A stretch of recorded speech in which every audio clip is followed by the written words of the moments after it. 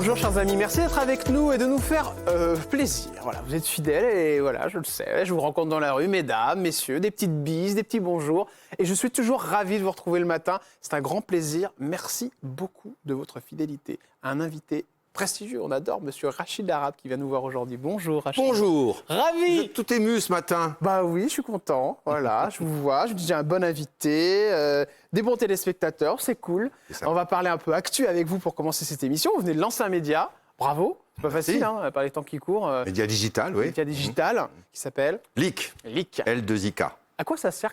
Qu'est-ce que vous faites exactement avec ce média? C'est un média 100% vidéo, 100% social, comme on dit aujourd'hui, qui est destiné aux 15-35 ans qui vivent autour de la Méditerranée, parce qu'on s'est rendu compte que dans le monde très global de l'entertainment, de la culture, mais aussi du sport, de la gastronomie, etc., il y a de plus en plus d'influences qui viennent de cette Méditerranée. On le voit dans le monde de l'humour, vous voyez bien, le stand-up français aujourd'hui, il est quasi méditerranéen.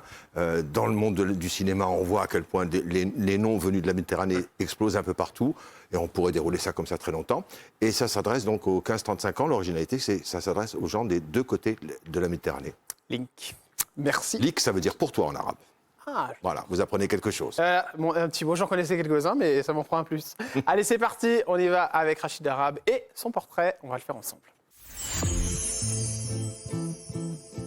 Allez, pour faire un portrait, vous le savez, chers fidèles de l'émission, on se sert de ce que recherchent les gens vous concernant, cher Rachid. On a tapé sur Internet votre nom et votre prénom. Alors, voici tout ce qui tombe. Ce sont les questions que se posent les gens vous concernant. Je ne sais pas pourquoi il y a malade tout en haut, mais il y a peut-être eu quelque chose. Ah, mais si, j'ai peut-être la réponse. On le verra tout à l'heure. Ça n'a rien à C'est voir. une question de mon médecin, là. Non, c'est à cause d'une fracture du col du fémur. Oh, c'est vieux, ça. Vous voyez, comme quoi, hein, 98. 98. Épouse, origine, a-t-il des enfants? TPMP. Jamel Debbouze. Ilona, ça c'est très très drôle, chers amis, vous allez voir. Ça c'est marrant. Argenteuil, 2024. Et le fiston. Allez, on commence avec évidemment les origines, puisque ça intéresse nos téléspectateurs. Vous êtes né à Fort-National, en Kabylie, région montagneuse du nord de l'Algérie. Vous êtes resté longtemps là-bas, Rachid? Je suis parti à l'âge de 3 ans. Ouais, donc ça a été rapide. Hein. Rapide, mais vous avez le temps quand même d'enregistrer des souvenirs. Ouais, pas mal de souvenirs. Ils étaient comment, papa et maman? Papa était déjà parti en France métropolitaine pour travailler. Maman était là autour de moi. D'accord. Divorcé du coup ou... Non, pas du tout. Pas du tout. Ah, Mais il travaillait. dans les années 55 et 58, il y a beaucoup de monde qui partait d'Algérie pour travailler en France, puisque l'Algérie était un territoire français. Et maman, ainsi que ses sœurs et ma grand-mère maternelle m'ont élevé dans une sorte de gynécée, puisque les hommes partaient beaucoup pour travailler et gagner de l'argent. Et vous êtes parti en Lorraine? Oui. C'est un dépaysement aussi. C'est un dépaysement, mais c'est un vrai territoire, c'est un vrai pays aussi. Moi, j'y ai beaucoup appris en Lorraine, pour être très clair. C'est une des régions de France où le métissage s'est fait depuis le plus longtemps. Bien sûr. Énormément d'Italiens, d'origine italienne, qui sont arrivés dans les années 1900, 1930, des Polonais, ensuite des Espagnols, puis des Maghrébins. C'est une terre d'immigration et de mélange. Justement, comment ça s'est passé, cette intégration, Rachid? Ça s'est bien passé? Ou vous avez eu des soucis par rapport à ça? Pour moi, très bien, parce que j'ai eu la chance d'arriver à l'âge de 3 ans, donc, en ne parlant que ma langue maternelle, qui était le kabyle, le berbère. Ouais. Et donc, je me suis retrouvé à l'école, et l'école, c'est la meilleure façon de s'intégrer. Et donc, j'ai toujours essayé d'être le meilleur à l'école. C'est pour ça que je me suis bien intégré, je crois. C'est intéressant, parce que ce n'est pas toujours le cas de tous les invités. Hein. Des fois, ils ont dit c'est difficile, ça ne fonctionne pas forcément. Moi, ça a très bien marché. Frères et sœurs? Nombreux, on est 9. 9? Waouh! Super maman, là. Ah ouais, super. Du coup, maman au foyer. Hein. Maman au foyer, absolument. Ouais. Vous avez encore tous vos frères et sœurs, Rachid Arabe? Tous, oui. Tous, donc sacrée famille. Papa et maman, vous les avez encore ou non? Maman, oui, avec maman, grand plaisir et plaisir quasi hebdomadaire, puisqu'on se parle tous les jours. Ah ouais, c'est génial ça. 95 ans. 95 ans, maman? La forme. Ça s'appelle comment? Chabha. Chabha. Ah, c'est trop mignon. C'est un très bel âge, hein. Et elle a toutes ses facultés. Ouais, elle va très bien, ouais. Waouh, c'est génial. Le papa, vous l'avez perdu tôt? J'ai perdu très jeune, j'avais une trentaine d'années. 30 ans, d'accord, ok. Ça a un rapport avec le travail ou pas du tout? Non, accidentel, mais... Accidentel, hein, d'accord. Accident de la vie, on va dire. Accident de la vie. Vous l'avez vécu comment, Rachid Arabe, le départ de votre papa? Aussitôt? Parce qu'on a besoin d'un père pour se construire, évidemment. Et puis surtout si maman, en plus, était toute seule avec ses enfants. Je l'ai vécu de loin, d'abord, parce que par malchance... J'étais en reportage à l'étranger au moment où c'est arrivé. Donc j'étais assez dédoublé. J'étais au Danemark, pour être très précis. Et c'était un peu irréel. C'est ce qui fait qu'aujourd'hui encore, mais j'ai un rapport particulier avec, La mort? avec les gens qui ne sont plus là. Ah ouais? Les gens qui ne sont plus là sont encore là. Ouais. Vous avez eu des signes? Ou c'est une autre façon de voir les choses que vous avez? Non, c'est le fait que ce que vous aimez, et c'est le cas notamment, moi je parle très souvent de ma grand-mère maternelle, qui m'a élevé au premier sens du terme, Ouais. et qui est partie il y a quelques années de cela, et avec qui je suis toujours en lien. C'est-à-dire que quand je suis dans sa Kabylie où elle est enterrée, eh ben je me sens entouré, justement. D'accord, c'est marrant. Est-ce que vous êtes retourné en Kabylie? Vous avez mis du temps à retourner en Kabylie, Rachid Arabe? Vous avez quand même fait votre carrière. Oui, j'y suis allé pendant toutes mes années d'enfant, d'adolescent, pour y passer de longues vacances. Ensuite, quand j'ai commencé à travailler, j'y allais moins.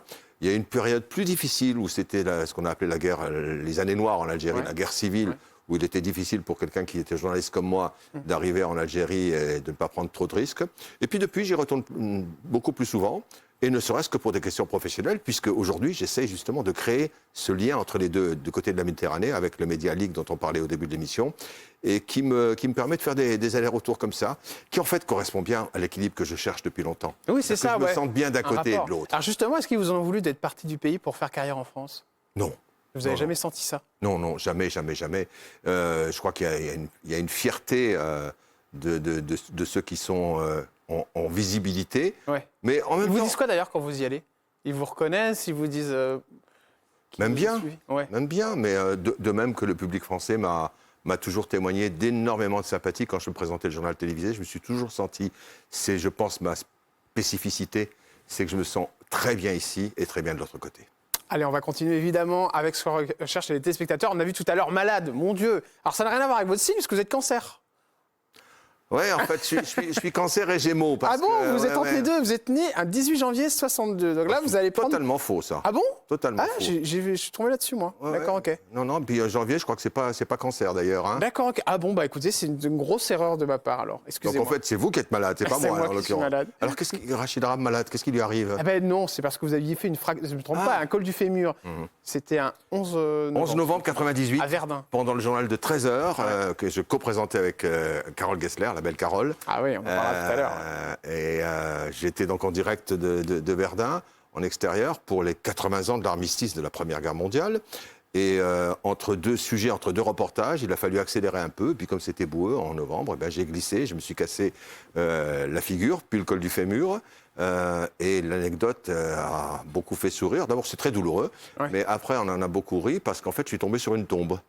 Et je suis tombé sur la tombe du soldat Claude Lacour. Et vous voyez, je me souviens même du nom de la personne. J'ai eu le temps de regarder le nom. Et puis, mais l'air de rien, ça nous ramène à la question qu'on évoquait tout à l'heure sur comment on se sent dans le pays. C'est que ça a quelque part fini j'allais dire, de m'enraciner dans le sol français. Ouais. Ah, c'est vrai, hein. Non, c'est vrai. Comment vous en êtes remis? Ça a pris du temps? Oh oui, il y a quelques... D'abord, c'est douloureux. Et ensuite, il y a des broches dans la jambe, etc. Ouais. Mais ça va mieux depuis, vous inquiétez pas.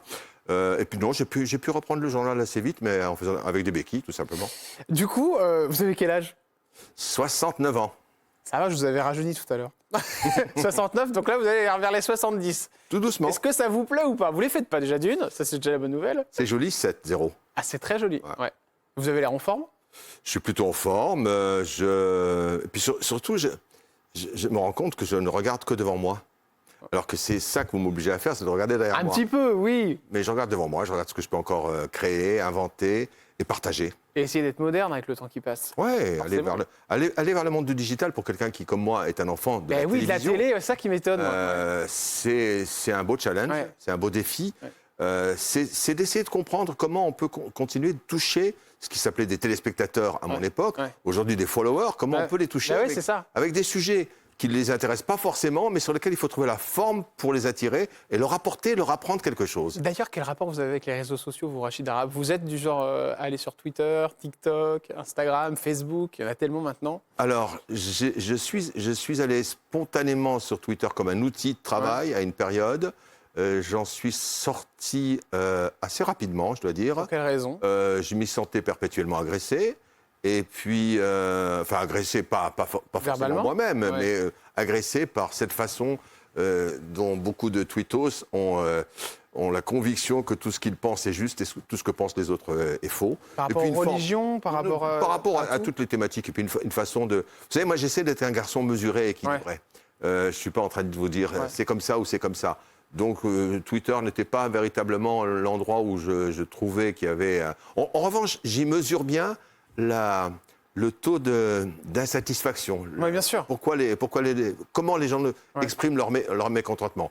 Les réseaux sociaux, les autres comme YouTube, Facebook, etc., il y a d'excellentes choses à y trouver, je trouve, à y mettre. En tout cas, c'est ce que j'essaie de faire. Surtout de créer des contenus, en fait. Parce que je trouve qu'on s'intéresse beaucoup aux tuyaux que sont les réseaux. Oui, c'est comme la radio, la télévision et la radio, c'était un tuyau. Ce qui compte, c'est ce qu'on y met.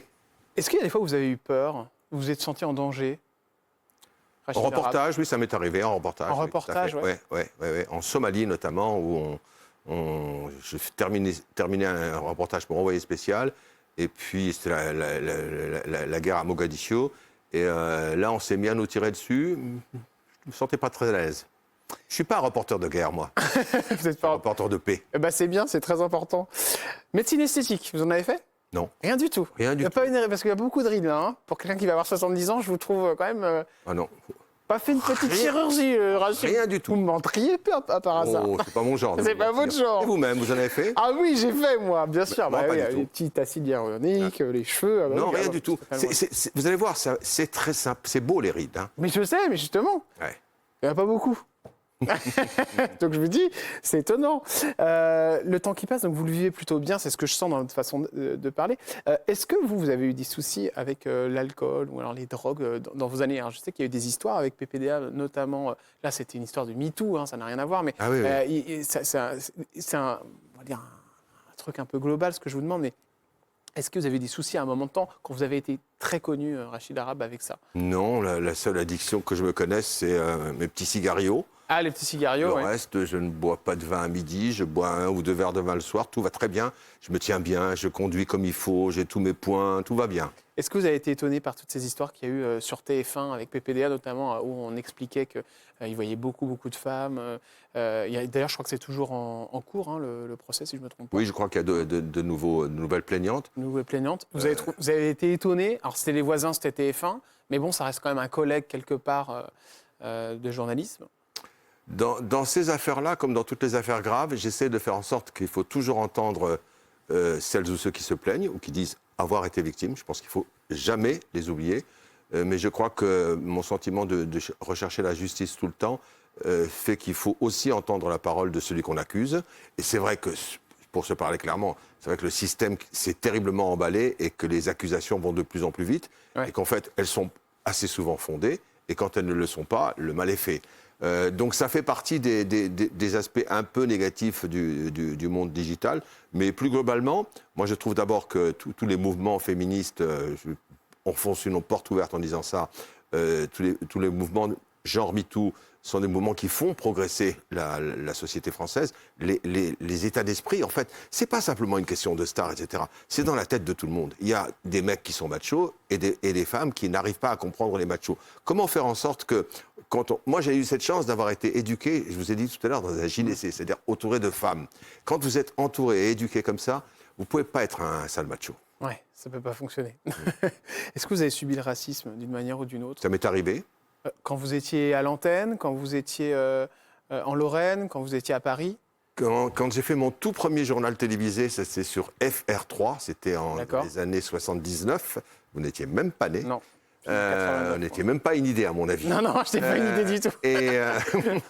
Et j'avais reçu un courrier anonyme, comme on sait en faire encore, une écriture bien incertaine, qui me proposait de terminer au four crématoire. J'avais 24 ans, ça vous fait bizarre. Ah ouais, c'est drôle ça. Tout simplement parce que je passais à la télé. Ah ouais, mais vous réagissez comment quand vous recevez cette lettre, Rachid Arabe? Vous en parlez à votre famille tout d'abord, puis à mes amis professionnels, et puis vous essayez de vous dire que l'anonymat est la pire des choses, mais que si vous vous mettez à donner de l'importance à ces choses anonymes, Après, le racisme, vous savez, j'ai une grande chance dans la vie. C'est que dans une rencontre, je sens tout de suite dans le regard de l'autre s'il a des velléités de racisme ou pas. Ah ouais, je le c'est vois vrai au premier regard. Comment vous sentez ça? Et j'ai senti que vous, c'est pas le cas. Oh non. Mais c'est dans le regard, c'est la Pourquoi façon dont les gens vous regardent. Est-ce qu'ils sont francs du collier, est-ce qu'ils sont francs du Ouais. regard? Est-ce que moi, je rentre beaucoup dans la tête des gens quand j'interviewais. Ouais, bah oui. J'adorais Ah oui, rentrer c'est dans la marrant, tête des ça, gens. ouais. J'adorais. Et d'ailleurs, moi j'ai reçu pas mal d'artistes qui m'ont dit que ils avaient des fois pensé à changer leur nom ou pas. Quand on s'appelle Rachid Arabe, est-ce que c'est facile d'entrer dans le milieu de la télévision, Moi, Rachid? on m'a proposé de changer de nom. Ça hein, ne m'étonne quand pas, j'étais parce tout que jeune, hein. forcément, on voit tous les jours sur les reportages des personnes qui changent leur nom parce qu'ils ne veulent pas du tout qu'on puisse imaginer qu'ils soient d'une religion ou d'une autre ou qu'ils soient de telle nationalité. Et je me suis posé cette question vous concernant, je me suis dit, mais est-ce que c'était facile? Alors, juste pour l'anecdote, on me l'a proposé effectivement. Et j'étais tout jeune journaliste, c'est quand on allait me proposer mon premier contrat à durée indéterminée à la télévision publique. Et je m'étais retrouvé avec le directeur des ressources humaines de la chaîne publique à l'époque, qui m'avait proposé ça. Et moi, j'avoue que j'étais un petit peu estomaqué. Et puis, en sortant de son bureau, je ferme la porte et je vois son nom sur la porte. Et j'ai vu qu'il s'appelait Monsieur Gouja. Et à ce moment-là, je me suis dit, tu aurais dû avoir le réflexe de rentrer en disant, est-ce que vous avez pensé à changer de nom, monsieur? En dehors de la blague, non, parce que je pense votre nom est constitutif de ce que vous êtes. Bien sûr. J'aurais pu m'appeler Richard, mais ça serait quand même vu. Et puis surtout, pourquoi? Et puis surtout, ça, c'est peut-être la plus grande des satisfactions que j'ai eues à l'époque où je faisais le journal télévisé, c'est qu'énormément de gens utilisaient le prénom Rachid d'une façon tout à fait normale et bonne. Ouais. Mais alors ça, c'est intéressant parce que, est-ce que vous comprenez certains journalistes ou certaines personnalités qui ont voulu changer leur nom ou pas? Est-ce que vous trouvez que c'est dommage? Moi, je respecte vraiment les choix de tout un chacun. Et je trouve que c'est dommage, pas pour eux, je trouve que c'est dommage pour la société si ça se produit encore. Mais je trouve qu'il faut accepter vous savez que cette ça liberté. existe, hein, Je sais que ça existe, mais je n'ai pas à juger ceux qui le font. Vous disiez... Ceux qui le font, pardon Jordan, c'est peut-être une souffrance de leur part aussi. Ah ben bien sûr. Je suis toujours attentif à ça. Et Rachid Arabe, vous disiez vous aviez senti le racisme donc à l'intérieur de personnalités que vous avez interviewées. Qui?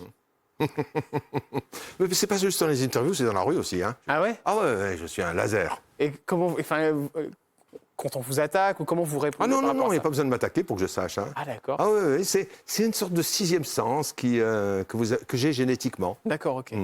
C'est fort. C'est inexplicable. Il faudra attendre mon autopsie pour savoir les raisons pour lesquelles je suis comme ça. Est-ce que la maladie elle vous a touché d'une manière ou d'une autre dans toute votre carrière, dans toute votre... À titre personnel? Oui. Non. Jamais. Non, à titre personnel, non, jusqu'à présent. Vous avez toujours été... Vous faites des check-ups, tout ça? Vous faites super gaffe? Oui, je fais assez attention à moi, oui, tout à fait. Oui. Et la dépression non plus?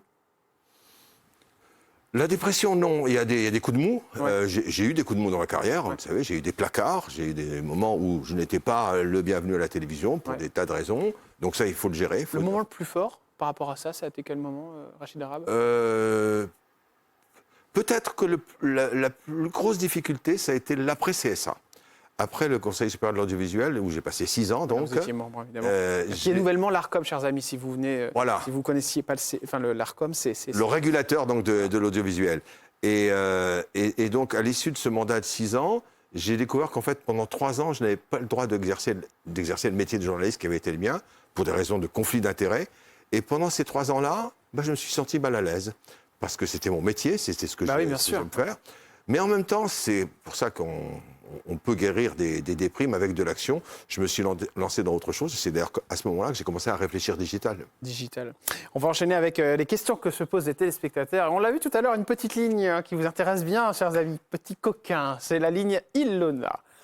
Eh bien, alors ça, c'est drôle. Ça m'a beaucoup fait rire parce que c'est vrai que je ne savais pas ça.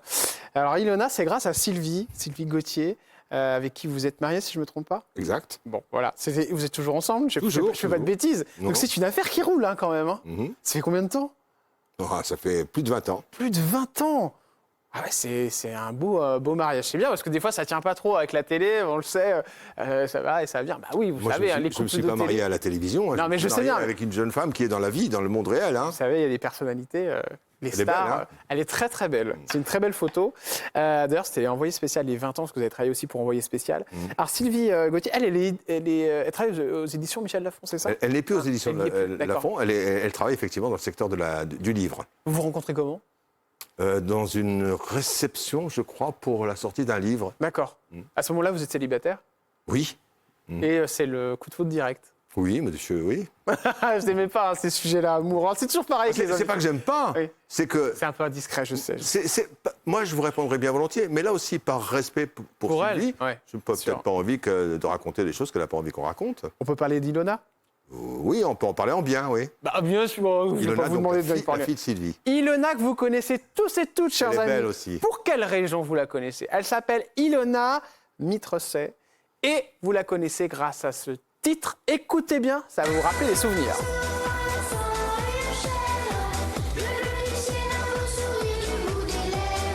Incroyable. Quel carton! Quelle explosion médiatique! Pour du coup votre... Numéro 1 pendant je ne sais combien de semaines et je ne sais dans combien de pays. C'est incroyable, c'était pendant les années 2000. Et Ilona Mitrosset fait un carton. Elle a 12 ans à l'époque. Ouais. Et ça a dû être très compliqué à gérer. En fait, vous l'avez rencontrée... Ouais, j'ai commencé à la côtoyer et à habiter avec elle ensuite. Et oui, c'est fou ça, cette histoire. Quand j'ai rencontré sa maman, Sylvie. Elle était encore en... Elle était sur les dernières années où elle se demandait elle-même s'il fallait qu'elle continue à croire que le monde était parfait. Ouais, c'est vrai. Je pense qu'elle a souffert. D'ailleurs, vous l'avez dit, elle a mis des années à s'en sortir.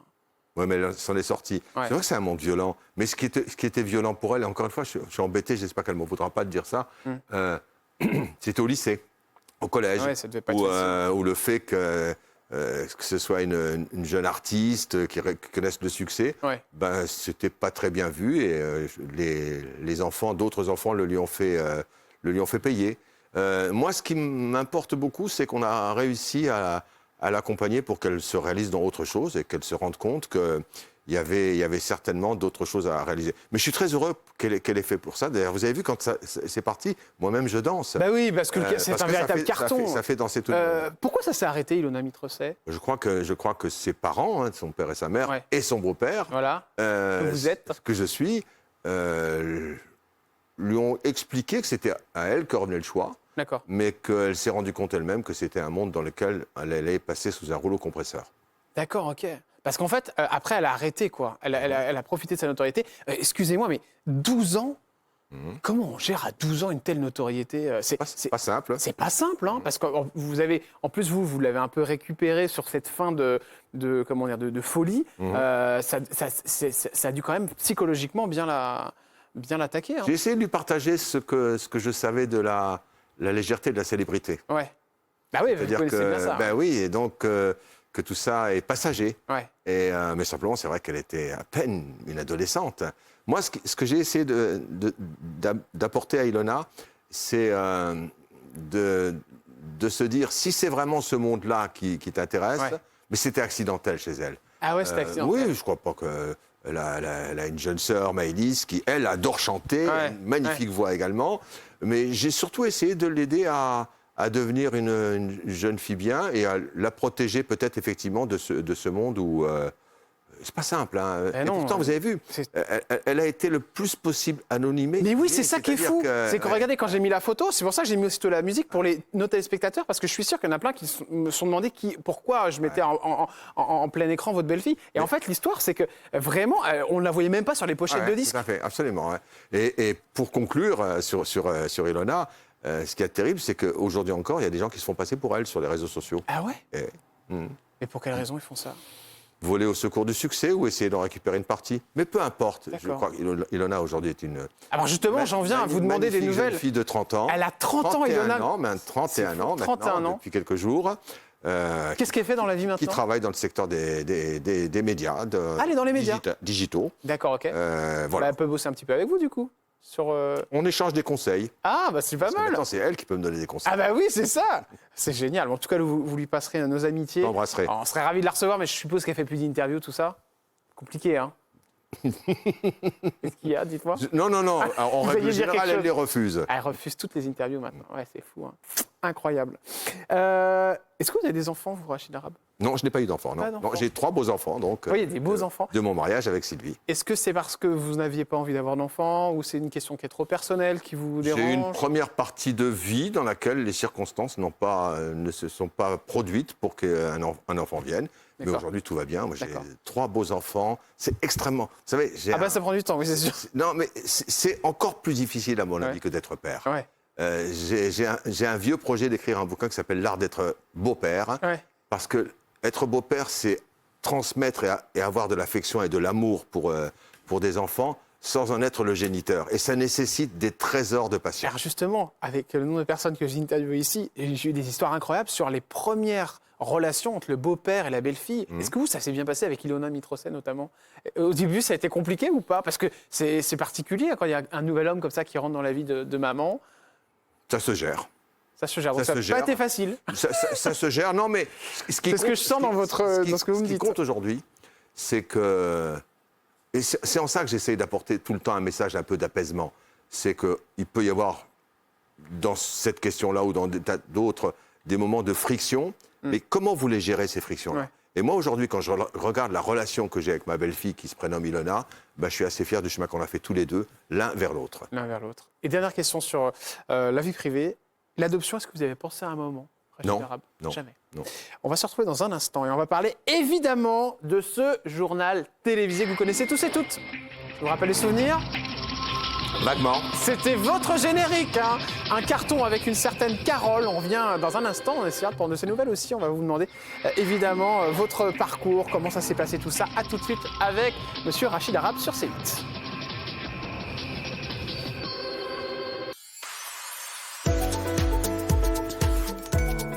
Bonjour à tous et à toutes, bienvenue sur C8 Journal. Ça vous dit quelque chose? Il est avec nous, Rachid Arabe. Merci beaucoup d'avoir accepté mon invitation. Je suis ravi de vous avoir sur C8. On va revenir évidemment sur votre parcours. Bonjour, tout de suite les titres du journal. Ça vous va là? Ah ouais, c'était vraiment ça. C'est fou cette voix que vous avez. Vous prenez une autre voix quand même quand vous faites ça. Hein. Bon, allez, le journal de France 3, hein, Paris-Île-de-France. On a retrouvé une photo 1980. Regardez-vous comme vous étiez beau, mon petit Rachid. Ah oui, journal Île-de-France.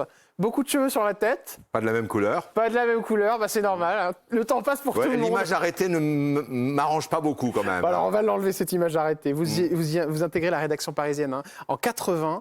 Là, il y aura la fierté de maman hein, quand on arrive sur un journal comme celui-ci. Paris-Île-de-France, en plus, c'est pas rien. C'est la capitale. Je sais même pas si... Je pense qu'elle en était fière, mais elle n'avait pas besoin de me le dire. Vous avez quelle réaction quand on vous apprend que vous allez présenter le journal Rachid Arabe? Est-ce que c'est une satisfaction ultime? Est-ce que c'était vraiment une grosse volonté de votre part d'arriver à l'antenne? Ou au contraire, c'est un cheminement qui s'est fait? Une grosse pétoche tout d'abord. Grosse pétoche. Parce que c'est pas un exercice facile. Hein. En plus, là, vraiment, gamin, 24 ans, sur le dos, le direct. Essayer d'être... de ne pas ressembler à ceux qui étaient avant vous, mais quand même de rester un pro. Ouais. Il y avait qui juste avant? Oh, c'était les années où on avait déjà des gens comme Cérillon, après, comme Bernard Rapp, qui a été mon idole absolue. Je ne sais pas si vous vous souvenez de Bernard Rapp, qui était mon idole absolue, celui à qui j'avais le plus envie de ressembler. Donc, grosse pétoche, mais aussi grosse responsabilité, c'est-à-dire de me dire, je ne fais pas ce job-là pour me faire plaisir. Je le fais parce qu'il y a un travail à faire, un travail de journaliste, d'informer. Et donc, c'est un gros boulot. Et comme je suis assez consciencieux sur ces questions-là, j'avais envie d'être tout simplement bon, mais surtout, d'être convaincant. J'ai compris que la télé, c'était un rapport humain. Ah oui, c'est pas juste un rapport avec une caméra. Derrière la caméra, il y a des tas de gens. Et il faut que vous vous adressiez à eux aussi différents qu'ils soient. Alors, joli parcours, hein, parce que la chaîne va vous nommer chef du service politique intérieur. Et puis après, le grand public va vraiment vous découvrir avec une femme qu'on aime beaucoup qui s'appelle Carole Gessler. Elle est là. Très jolie. D'ailleurs, on parlait beaucoup d'elle grâce à ses yeux turquoise. Vous vous souvenez très bien de ses très beaux yeux, Rachid? Et de son grand talent, évidemment. Je ne les voyais pas puisque j'étais à côté d'elle. Non. Je passais ma journée en face d'elle. Là, quand vous arrivez là, vous arrivez donc c'est en 98 au 13h de France 2. Là, on n'est plus en Île-de-France. Vous arrivez et c'est un journal qui va cartonner. Mais alors, c'est un truc de fou. Je sais pas, le duo fonctionne? C'est-à-dire qu'il y avait un seul duo avant nous qui avait marqué. C'était Marie-Laure Augry et Yves Mourouzi, mais c'était bien avant. Là, c'était un duo moderne, c'est-à-dire qu'on était à égalité absolue, c'est-à-dire que... Surtout, même les salaires? Surtout, non, parce que j'avais un salaire un peu plus élevé, parce que je suis un peu plus âgé que Carole, et donc j'avais déjà un titre de rédacteur en chef, en raison de mon ancienneté. Non, égalité dans le traitement, dans le fait que tous les sujets étaient traitables par... moi, je ne faisais pas les sujets où on parlait de bagnole, et Carole ne faisait pas les sujets où on parlait de lait maternel. Mais surtout, je crois que c'est ce qu'on a réussi, et c'est ma plus grande fierté sur cette période-là, c'est quand vous regardez les chaînes d'infos aujourd'hui, beaucoup de chaînes d'infos se sont inspirées Bien sûr, de ce duo. Alors souvent, on les a échangés, on a mis l'homme à droite et la femme à gauche, on a échangé. Mais surtout, je crois qu'on avait réussi à imposer un style qui était décontracté, mais extrêmement sérieux, Ouais. très, très informatif. Et puis surtout, une deuxième partie de journal où il y avait de la vie, ne serait-ce que par les invités, et où on a réussi à créer un climat. Et c'est vrai que pour moi, c'est deux journalistes sur le même plateau, c'est pas facile à faire travailler ensemble. On y est arrivé avec Carole par le respect mutuel. Est-ce que ça devait être quelqu'un d'autre au début, vous concernant ou concernant Carole? Est-ce qu'il y a un moment où vous auriez pu être changé, ou est-ce que vous étiez quelqu'un d'autre était pressenti pour votre place? Écoutez, moi j'ai toujours su que j'étais pressenti, que d'autres l'aient peut-être été à la place de Carole, je ne le sais pas, et je ne le regrette pas. Carole, évidemment, eh bien, on se souvient très très bien. Comment va-t-elle aujourd'hui? Est-ce que vous avez des nouvelles? Oh, moins souvent, mais on se fait un petit SMS de temps en temps. Moi j'ai beaucoup apprécié ce qu'elle a fait cet été sur les Jeux Olympiques, et toute cette année sur les Jeux Olympiques. Elle a fait tout au long de l'année une série sur les Olympiques. Je trouve que c'est une jeune femme qui reste extrêmement dynamique, mais surtout, ce que j'ai toujours apprécié, elle a une rigueur professionnelle qui est exceptionnelle. Exceptionnel. Voilà. Vécu un drame aussi. Carole, elle a perdu son conjoint, était tout juste âgé de 29 ans. Il était rédacteur en chef de RTL TV. Ça, c'est des choses aussi qui marquent beaucoup la vie d'un homme ou d'une femme. C'est des choses dont vous avez parlé ou pas du tout avec elle? Trop personnel. Trop personnel. On enchaîne avec le 7 d'or. 7 d'or du meilleur présentateur de JT. Et ça, Rachid Arab, c'est une vraie consécration. Je ne sais même pas si... Non, ça n'existe plus d'ailleurs, les 7 d'or. Je trouve que c'est fini. Non, c'est terminé. On a peut-être eu un des derniers. Un des derniers. C'était pas mal quand même. Bah oui. Bah, c'est vrai qu'ils... Beaucoup de gens étaient persuadés qu'on était ensemble. Voilà, si je voulais aller là-dessus, c'est pour ça que je vous emmenais sur cet autre sujet tout à l'heure. Ça aurait pu le faire ou pas, s'il n'y avait eu personne des deux côtés? Il y avait des gens des deux côtés. Oui, mais s'il n'y avait pas eu Rachid Arab. Non, Est-ce que c'est votre type de femme? Voilà, c'est la question que je vous pose, les yeux dans les yeux. Maintenant, c'est bon, il y a prescription. Prescription pour qui? Pour vous? Pour Mais moi? non, mais pas pour les années qui sont passées. Est-ce qu'elle aurait pu vous plaire? Écoutez, Carole est une très, très, très, très belle femme. Elle l'est toujours, elle l'était déjà à l'époque. Mais je trouve que dans le travail de respect qu'on avait ensemble, je pense que si un couple audiovisuel a par ailleurs une histoire commune, je pense que ça se voit tout de suite à l'antenne. Ouais. Et puis, je pense que ça peut influencer en mal le travail que vous faites. Comme PPDA et Claire Chazal? Je disais, on a voulu faire de nous un couple moderne. On était tellement un couple moderne qu'on avait chacun une vie privée. Vie privée. Non, mais il y en a beaucoup parce qu'il y a quand même Laurence Ferrari, Thomas Hugues, PPDA, Claire Chazal. C'est vrai.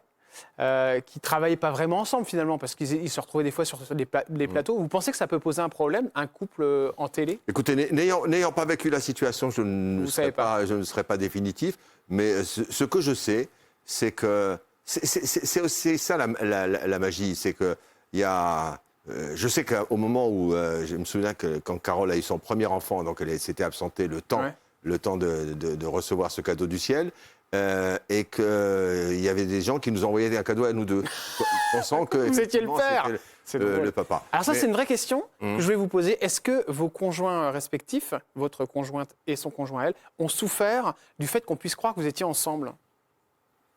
Peut-être. Donc c'est oui. Peut-être.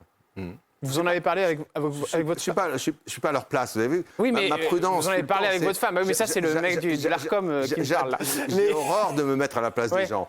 Mais non, forcément, ça a dû déranger votre femme, je suppose, qu'on puisse croire ça. Vous ne lui avez jamais posé la question? Je ne sais pas. Enfin, on en a bien évidemment parlé, mais je ne suis pas persuadé que ce soit... Puis elle connaissait la vérité, la réalité. Elle sait très bien avec qui je vis, avec qui je travaille. Il y a eu des brouilles? Avec Carole? Non.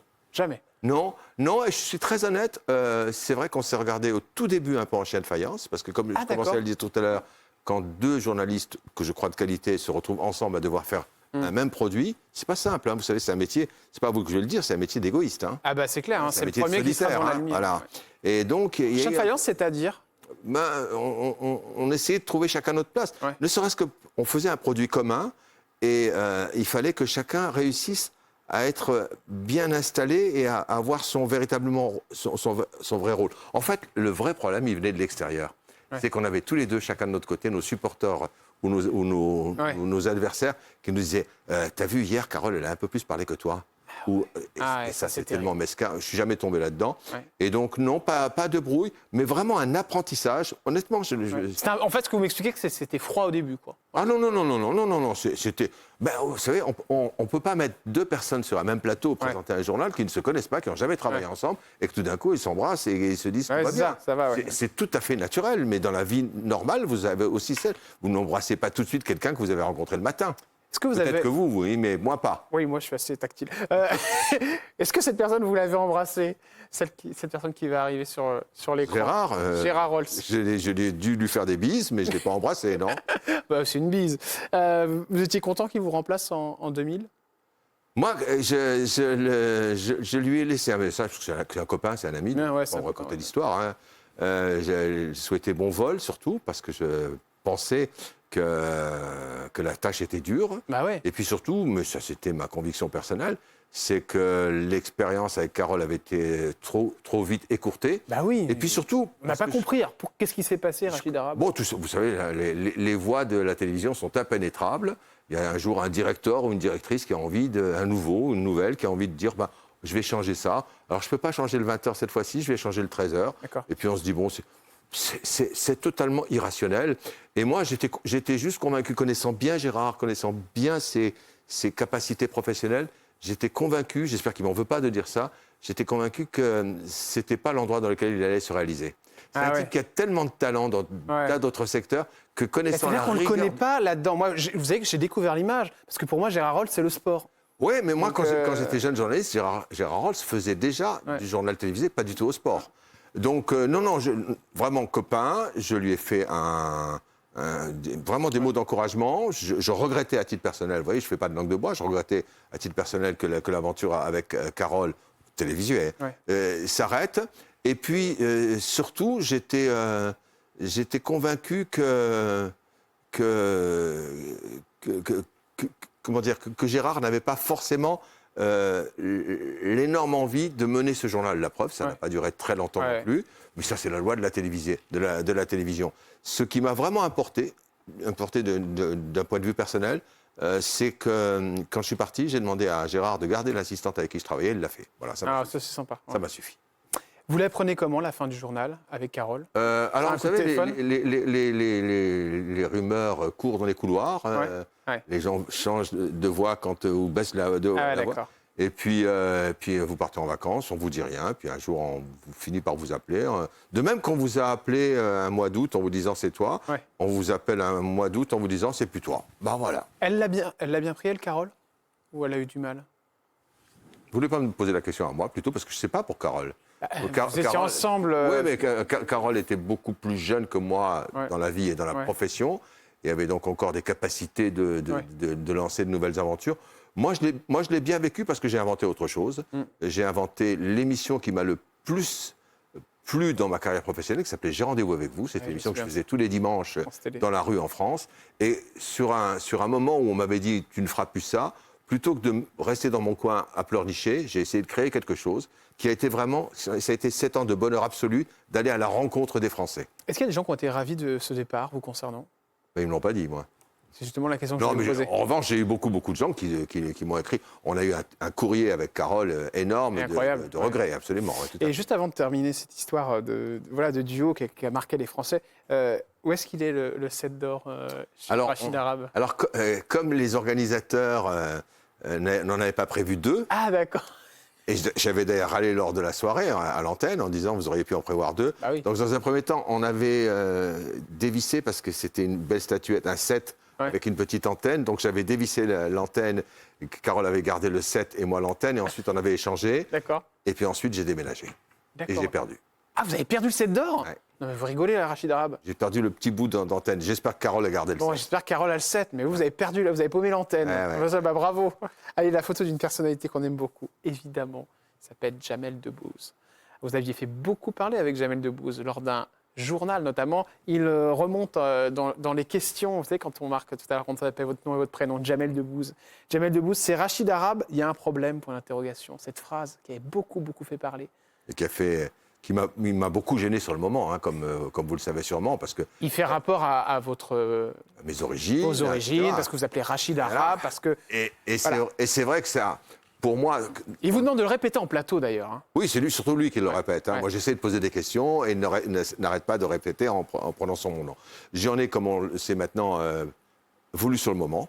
Mais avec le recul, je pense que c'est lui qui avait la bonne analyse. C'est-à-dire qu'il a réussi en surlignant mon nom, à le banaliser d'une certaine façon. Ouais, c'est ça. C'est ça son intelligence. Parce que lui, en Ce fait... garçon est très, très, très, Bien très, sûr, très ce intelligent. qu'il veut expliquer lors de ce journal, c'est que c'est une réussite quelque Ouais. part qu'un mec qui s'appelle Rachid Arabe soit. C'est aussi parce que certainement il a dû subir le racisme étant petit, et c'est aussi ça ce qu'il veut expliquer à ce moment-là. Et c'est vrai que ce qui est étonnant, c'est on sent que vous n'êtes pas à l'aise du tout, quoi. Qu'est-ce qui s'est passé à la fin de l'émission? Est-ce que vous lui en avez reparlé, Rachid? Maintenant, on peut le dire, parce que je l'ai déjà raconté une fois récemment. À la fin du journal, donc les micros sont coupés, la caméra reste en plan large sur le studio, donc on nous voit, mais on ne nous entend plus. Et je lui ai dit, petit con. D'accord, vous lui avez dit ça. Ouais. Mais Vous rigoliez ou... Non, je rigolais. On rigole pas quand on fait le journal télévisé. Quand on fait le journal télévisé, c'est un boulot. Hein. C'est ça, ouais. On est là pour être très sérieux. Même quand on déconne, on est là pour être très sérieux. Non, je trouvais qu'il avait poussé le bouchon un peu loin. Ouais. Mais c'est en même temps, c'est le principe de son humour. C'est la répétition qui fait tilt. Il vous a répondu quoi quand vous l'avez insulté de petit con? Oh, je ne l'ai pas insulté, vous avez dit petit con. c'était affectueux. C'est une insulte, hein? C'était affectueux. Non, mais regardez. Non, mais il vous a répondu quoi? Jordan, petit con. Vous vous sentez insulté? Non, ben oui, non, mais ça Voilà. reste une insulte quand même. Je me suis fait insulter de petit con par Rachid Arabe. Ça continue. Hein.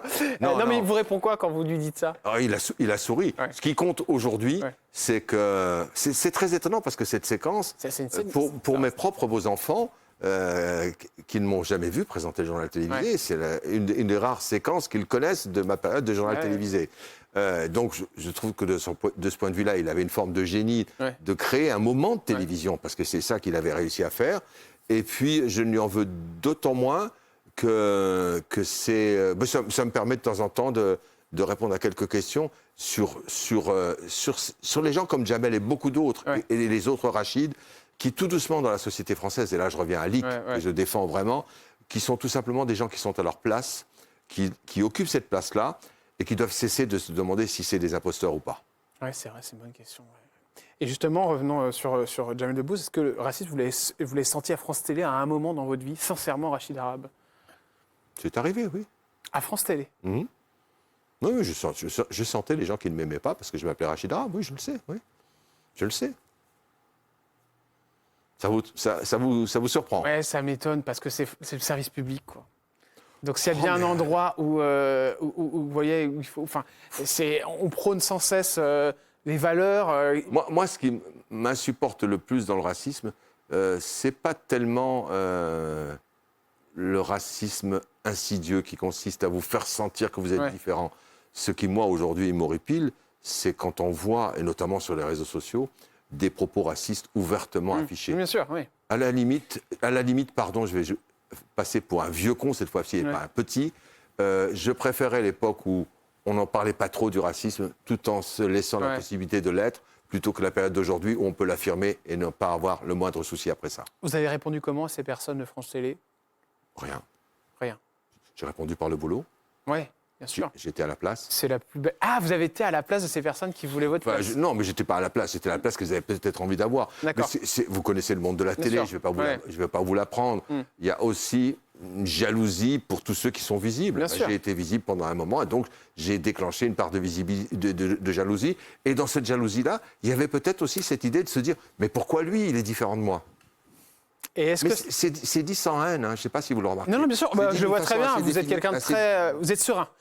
Est-ce que ça va changer votre rapport par rapport à ces personnes ou par rapport à d'autres quand vous arrivez là, au CSA? Est-ce que vous êtes nommé en 2007 au Conseil supérieur de l'audiovisuel, aujourd'hui appelé l'ARCOM, hein, qu'on connaît tous et toutes forcément avec l'histoire qui arrive à Énergie 12 et C8. Hein, il faut le dire forcément que là, du coup, les gens sont au courant que ça a changé, que ça s'appelle comme ça.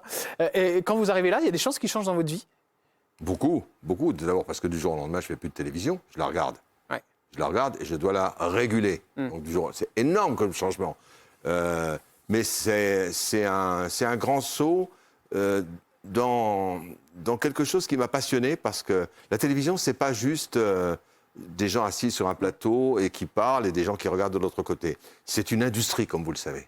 Et c'est une industrie qui crée de la valeur, avec des emplois. C'est pas à vous que je vais dire ça. Donc vous vous rendez compte qu'il faut aussi protéger ça. Et ma façon d'être membre du CSA, c'était aussi de protéger ce secteur de l'audiovisuel français qui est particulier et qui est plutôt divers et plutôt respectueux de mon point de vue. Et puis ensuite, il y a des questions que vous découvrez qui sont des questions de technologie. C'est très important de savoir comment la télévision a été mise. J'étais à l'époque où on installait la TNT. Ouais. La TNT, c'était une révolution en France parce que tout d'un coup, on passait de 6 chaînes à 25. Et donc tout ça, ça a été... du jour au lendemain, j'ai changé de métier, tout simplement. Voilà. Le départ, ça a été compliqué, vous me le disiez en première partie d'émission du CSA, parce qu'on vous a en fait... Après. Ouais. Vous êtes... En fait, mais ça s'appelle la loi. Ouais. Et la loi ne permet pas à un membre du Conseil supérieur de l'audiovisuel de retravailler avant 3 ans dans une des chaînes qu'il a contrôlée ou régulée pendant qu'il y était. Donc, je n'ai pas pu y retourner. Mais c'est la loi. Et on va commencer les questions cash avec Monsieur Rachid Arabe. C'est parti. La pire chose que vous avez entendue sur votre arrivée en télé, c'est quelque chose qui vous a choqué, que vous avez lu, Rachid, ou que vous avez entendu? La pire chose, mon Dieu. Quelque chose qui vous a touché, qui est resté dans votre tête? Rien. Non. Le jour où vous êtes fâché avec un collègue de France Télévisions, est-ce que c'est arrivé ça? Bon, bien sûr, j'ai un petit caractère. C'est vrai, vous avez un petit caractère. Je le sens sur certaines questions, ça peut chauffer. Qu'est-ce qui s'est passé? D'abord, des désaccords dans une rédaction, il y en a tout le temps. Une rédaction, c'est un monde vivant. C'est des pics, c'est le fait qu'on a toujours envie d'être le meilleur que l'autre, tout simplement. Et puis, il y a des différences d'approche. Quand vous êtes présentateur du journal, vous avez une idée de la façon dont doit être hiérarchisé le journal. Et cette idée n'est pas forcément partagée par les autres. À ce moment-là, vous essayez d'imposer votre point de vue. Rachid Arabe, qu'est-ce que vous pensez de Marine Le Pen? Rencontré 2 fois. 2 fois. Pour une interview cash, c'est-à-dire une interview où je posais mes questions, où elle avait ses réponses. Moi, j'ai infiniment de respect pour tous les êtres humains, quels qu'ils soient. Dont Marine Le Pen. J'ai du respect pour toute existence humaine. Dont Marine Le Pen. Mais pourquoi voudriez que j'en ai pas? Je veux juste que vous me disiez, j'ai du respect pour... Pourquoi voulez-vous m'enfermer dans Rachid Arabe n'aime pas forcément, n'aime pas obligatoirement... Je ne veux pas vous enfermer, Rachid Arabe, je vous pose la question. Ou je ne sais qui. J'ai respect humain et j'en attends autant de l'autre côté. Vous avez bien raison. C'est ce qu'on devrait tous faire d'ailleurs. Jean-Luc Mélenchon, vous l'avez rencontré? Il y a très longtemps, quand il était sénateur, me semble-t-il, il y a très longtemps. Je vous propose de partir avec l'un ou l'autre, vous choisissez qui? On part comment? On part en vacances. En vacances. Moi, je partirais avec les deux. C'est une bonne... Il est malin, ce Rachid Arabe, j'adore. Je partirais avec les deux parce que je pense que je m'ennuierais pas. Ça, c'est sûr, vous n'allez pas vous ennuyer. Et je pense que je pourrais être utile. Ouais. Qu'est-ce que vous pensez de ce nouveau gouvernement, Rachid Arabe? Combien de temps a-t-il de vie déjà? Quelques semaines? Une semaine, oui.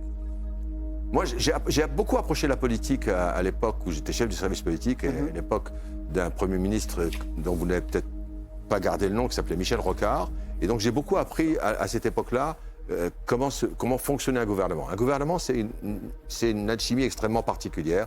On croit que tout le monde pense la même chose. Moi, je me suis rendu compte en approchant de très près un gouvernement comme celui de Rocard et d'autres ensuite, que c'était des personnalités très, très, très différentes. Ouais. On est dans la période aujourd'hui où ces personnalités sont en train de se révéler les unes après les autres. Et puis, par ailleurs, ce que je pense de ce gouvernement, moi, je trouverais ridicule, alors que je me bats contre le fait qu'on juge trop vite les choses sur les réseaux sociaux, que tout d'un coup, je me mette à faire la même chose en disant... Ce gouvernement est là depuis tant de temps, je vais le juger, ils sont nuls ou ils sont géniaux. Je ne crois pas à ces choses-là. Je crois vraiment que ce que j'ai essayé d'apporter à la télé et ce que j'essaie d'apporter aujourd'hui aux réseaux sociaux sur lesquels je travaille indirectement avec le Médialique, c'est tout simplement d'essayer de trouver toujours de la mesure et de ne pas se dire d'une façon définitive c'est bien ou c'est pas bien. Et dernière question, quand on s'appelle Rachid Arabe, on va toucher combien de retraites en euros? En euros, là, cette fois-ci, ça va être plus facile. Ça va être précis, c'est un peu au-delà de 4 000 euros. 4 000 euros. C'est une bonne retraite, Rachid Arabe? C'est une retraite correcte, ouais. Correct. Mais je continue de travailler. Vous continuez de travailler, et notamment avec Lick. évidemment. Merci, monsieur Rachid Arabe. Merci à vous, Jordan. À bientôt. Vraiment, avec un prénom comme ça. Hein, Jordan Deluxe, Rachid Arabe. Alors, on a de quoi faire un duo. Hein. On se retrouve dès demain avec une nouvelle émission, une nouvelle personnalité. Merci de votre fidélité. J'espère que vous avez pris autant de plaisir à regarder cette émission que j'en ai eu à la présenter. Je vous embrasse et je vous dis à demain. Ciao.